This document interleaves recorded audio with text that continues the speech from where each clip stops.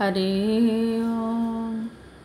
कृष्णाय वासुदेवाय हरे परमात्मने प्रणतक्लेश विनाशाय श्री कृष्णाय नमः। बोलो श्री कृष्णचंद्र भगवान की जय।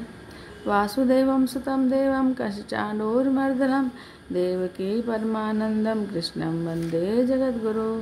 बोलो श्री कृष्णचंद्र भगवान की जय। श्रीमद् भगवद गीता 13वां अध्याय। श्री भगवान बोले, हे अर्जुन, यह शरीर क्षेत्र इस नाम से कहा जाता है और इसको जो जानता है उसको क्षेत्रज्ञ इस नाम से उनके तत्व को जानने वाले ज्ञानी जन कहते हैं। हे अर्जुन, तू सब क्षेत्रों में क्षेत्रज्ञ अर्थात जीवात्मा भी मुझको ही जान, और क्षेत्रज्ञ को अर्थात विकार से प्रकृति का और पुरुष का जो तत्व से जानना है वह ज्ञान है, ऐसा मेरा मत है। और वह क्षेत्र जो और जैसा है और जिन विकारों वाला है और जिस कारण से जो हुआ है, और वह क्षेत्रज्ञ भी जो और जिस प्रभाव वाला है, यह सब संक्षेप में मुझसे सुन। यह क्षेत्र और क्षेत्रज्ञ का तत्व ऋषियों द्वारा बहुत प्रकार से कहा गया है और विविध वेद मंत्रों द्वारा भी विभाग पूर्वक कहा गया है, और भली भांति निश्चय किए हुए भक्ति युक्त ब्रह्मसूत्र के पदों द्वारा भी कहा गया है। 5 महाभूत अहंकार, बुद्धि और मूल प्रकृति भी, और 10 इंद्रियां, एक मन, 5 इंद्रियों के विषय अर्थात शब्द, स्पर्श, रूप, रस, गंध, और इच्छा, द्वेष, सुख, दुख, स्थूल देह का पिंड, चेतना और धृति, इस प्रकार विकारों के सहित यह क्षेत्र संक्षेप में कहा गया। श्रेष्ठता के अभिमान का अभाव, दंभाचरण का अभाव, किसी भी प्राणी को किसी प्रकार भी न सताना, क्षमा भाव, मन वाणी आदि की सरलता, श्रद्धा भक्ति सहित गुरु की सेवा, बाहर भीतर की शुद्धि, अंतःकरण की स्थिरता और मन इंद्रियों सहित शरीर का निग्रह, इस लोक और परलोक के संपूर्ण भोगों में आसक्ति का अभाव और अहंकार का भी अभाव, जन्म, मृत्यु, जरा और रोग आदि में दुख और दोषों का बार बार विचार करना, पुत्र, स्त्री, घर और धन आदि में आसक्ति का अभाव, ममता का न होना और प्रिय और अप्रिय की प्राप्ति में सदा ही चित्त का सम रहना, मुझ परमेश्वर में अनन्य योग के द्वारा अव्यभिचारिणी भक्ति और एकांत और शुद्ध देश में रहने का स्वभाव, और विषयासक्त मनुष्यों के समुदाय में प्रेम का न होना, अध्यात्म ज्ञान में नित्य स्थिति और तत्व ज्ञान के अर्थरूप परमात्मा को ही देखना, यह सब ज्ञान है, और जो इसके विपरीत है वह अज्ञान है, ऐसा कहा है। जो जानने योग्य है और जिसको जानकर मनुष्य परमानंद को प्राप्त होता है उसको भली भांति कहूँगा। वह अनादि वाला परब्रह्म न सत ही कहा जाता है और न असत ही। वह सब और हाथ पैर वाला, सब और नेत्र, सिर और मुख वाला और सब और कान वाला है, क्योंकि वह संसार में सबको व्याप्त करके स्थित है। वह संपूर्ण इंद्रियों के विषयों को जानने वाला है, परंतु वास्तव में सब इंद्रियों से रहित है, और आसक्ति रहित होने पर भी सबका धारण पोषण करने वाला, निर्गुण होने पर भी गुणों को भोगने वाला है। वह चराचर सब भूतों के बाहर भीतर परिपूर्ण है, और चर अचर भी वही है, और वह सूक्ष्म होने से अविज्ञ है, और अति समीप में भी और दूर में भी वही स्थित है। वह परमात्मा विभाग रहित एक रूप से आकाश के समान परिपूर्ण होने पर भी चराचर संपूर्ण भूतों में विभक्त सा प्रतीत होता है, और वह जानने योग्य परमात्मा विष्णु रूप से भूतों को धारण पोषण करने वाला, और रुद्र रूप से संहार करने वाला, और ब्रह्म रूप से सबको पालन करने वाला है। वह परब्रह्म ज्योतियों का भी ज्योति एवं माया से अत्यंत परे कहा जाता है। वह परमात्मा बोध स्वरूप जानने के योग्य और तत्व ज्ञान से प्राप्त होने योग्य है, और सबके हृदय में विशेष रूप से स्थित है। इस प्रकार क्षेत्र और ज्ञान और जानने योग्य परमात्मा का स्वरूप संक्षेप से कहा गया। मेरा भक्त इसको तत्व से जानकर मेरे स्वरूप को प्राप्त होता है।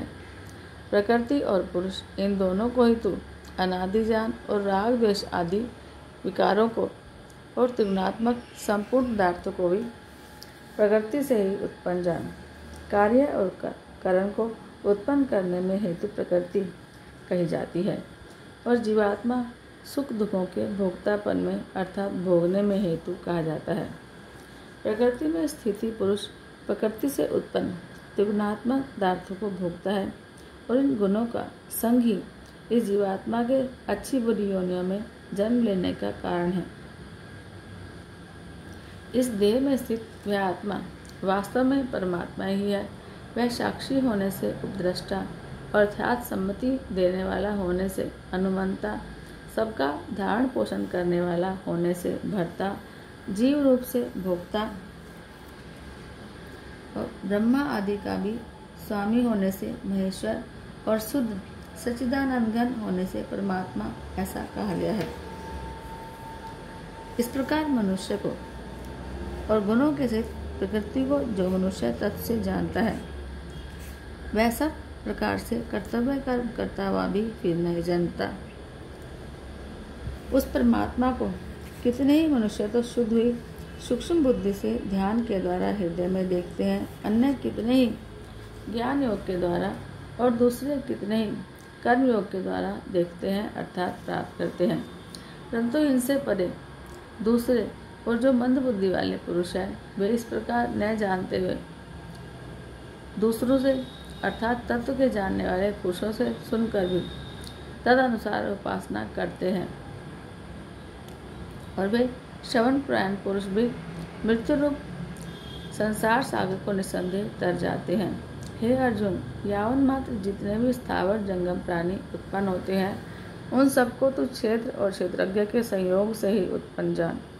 जो पुरुष नष्ट होते हुए सब चराचर भूतों में परमेश्वर को नाश रहित और समभाव में स्थित देखता है वही यथार्थ देखता है, क्योंकि जो पुरुष सब में समभाव से स्थित परमेश्वर को समान देखता हुआ अपने द्वारा अपने को नष्ट नहीं करता उससे परम गति को प्राप्त होता है। और जो पुरुष संपूर्ण कर्मों को सब प्रकार से प्रकृति के द्वारा ही किए जाते हुए देखता है और आत्मा को अकर्ता देखता है वही यथार्थ देखता है। जिस क्षण यह पुरुष भूतों के पृथक पृथक भाव को एक परमात्मा में ही स्थित और उस परमात्मा से ही संपूर्ण भूतों का विस्तार देखता है उसी क्षण वह सच्चिदानंद ब्रह्म को प्राप्त हो जाता है। हे अर्जुन, अनादि होने से और निर्गुण होने से यह अविनाशी परमात्मा शरीर में स्थित होने पर भी वास्तव में न तो कुछ करता है और न लिप्त होता है। जिस प्रकार सर्वत्र व्याप्त आकाश सूक्ष्म होने के कारण लिप्त नहीं होता और वैसे ही देह में सर्वत्र स्थित आत्मा निर्गुण होने के कारण देह के गुणों से लिप्त नहीं होता। हे अर्जुन, जिस प्रकार एक ही सूर्य संपूर्ण ब्रह्मांड को प्रकाशित करता है उसी प्रकार एक ही आत्मा संपूर्ण क्षेत्र को प्रकाशित करता है। इस प्रकार क्षेत्र और क्षेत्रज्ञ के भेद को और कार्य से प्रकृति से मुक्त होने को जो पुरुष ज्ञान नेत्र द्वारा तत्व से जानते हैं वे महात्मा जन परम ब्रह्म परमात्मा को प्राप्त होते हैं। ओम तत्सदिति श्रीमद्भगवद्गीता सुपनिषत्सु ब्रह्म विद्यायाम योग शास्त्रे श्री कृष्ण अर्जुन संवादे क्षेत्र क्षेत्रज्ञ विभाग योगो नामक त्रयोदशोऽध्याय। जय जय श्री हरि। श्रीमद्भगवद्गीता के 13वें अध्याय का महात्म्य। श्री महादेव जी कहते हैं, पार्वती अब 13वें अध्याय की अगाध महिमा का वर्णन सुनो। उसको सुनने से तुम बहुत प्रसन्न हो जाओगी। दक्षिण दिशा में तुंगभद्रा नाम की एक बहुत बड़ी नदी है। उसके किनारे हरिहरपुर नामक रमणीय नगर बसा हुआ है। वहाँ हरिहर नाम से साक्षात भगवान शिव जी विराजमान हैं, जिनके दर्शन मात्र से परम कल्याण की प्राप्ति होती है। हरिहरपुर में हरि दीक्षित नामक एक क्षत्रिय ब्राह्मण रहते थे, जो तपस्या और स्वाध्याय में संलग्न और वेदों के पारगामी विद्वान थे। उनमें एक स्त्री थी जिसे लोग दुराचारा कहकर पुकारते थे।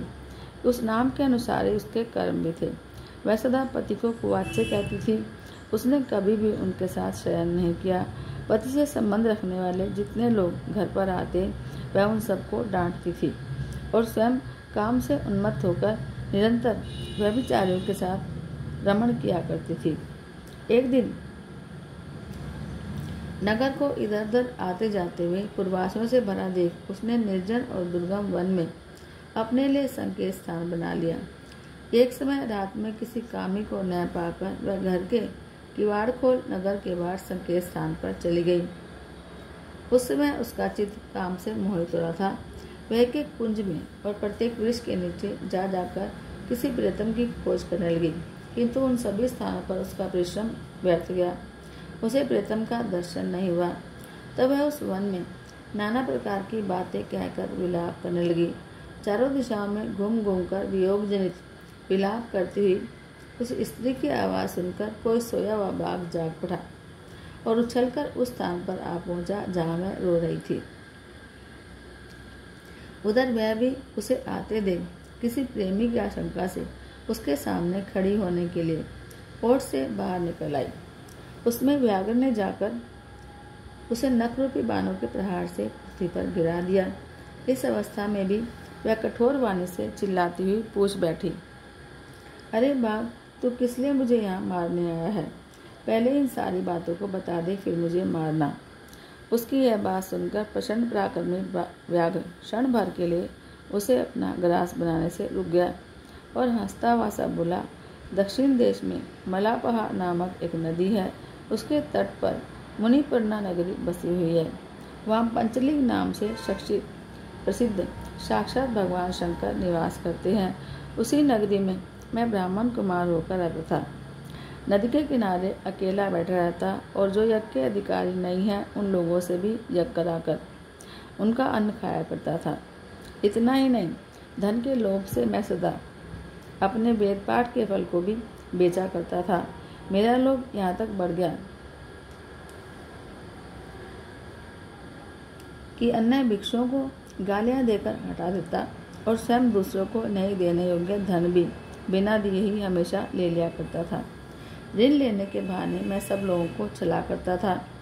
फिर कुछ काल व्यतीत होने पर मैं बूढ़ा हुआ, मेरे बाल सफ़ेद हो गए, आँखों से दिखाई नहीं देता था, मुख के सारे दांत गिर गए।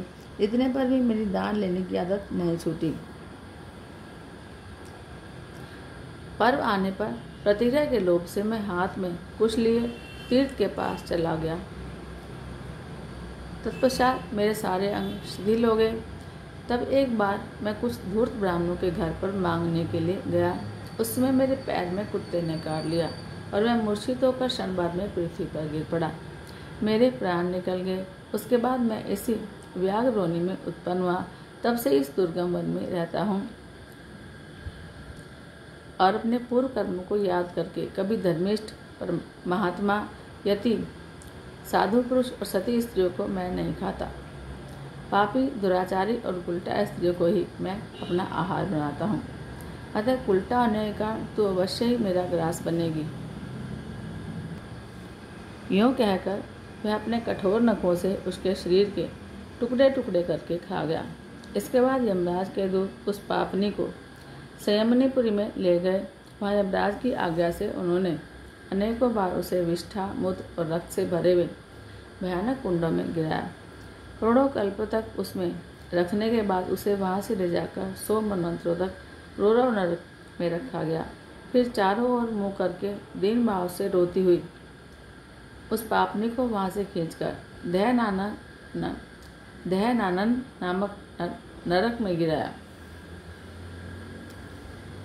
उस समय उसके केश खुले हुए थे और शरीर भयानक दिखाई पड़ रहा था।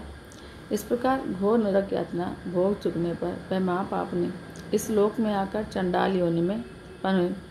चंडाल के घर में भी प्रतिदिन बढ़ती हुई वह पूर्व जन्म के अभ्यास से अपने पहले के पापों में लगी रही।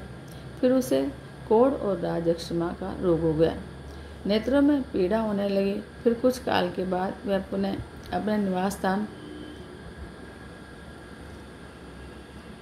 हरिहरपुर को गई, जहाँ भगवान शिव के अंतःपुर की स्वामिनी जम्बिका देवी विराजमान है। वहाँ उसने वासुदेव नामक एक ब्राह्मण को देखा और जो निरंतर गीता के 13वें अध्याय का अभ्यास किया करते थे।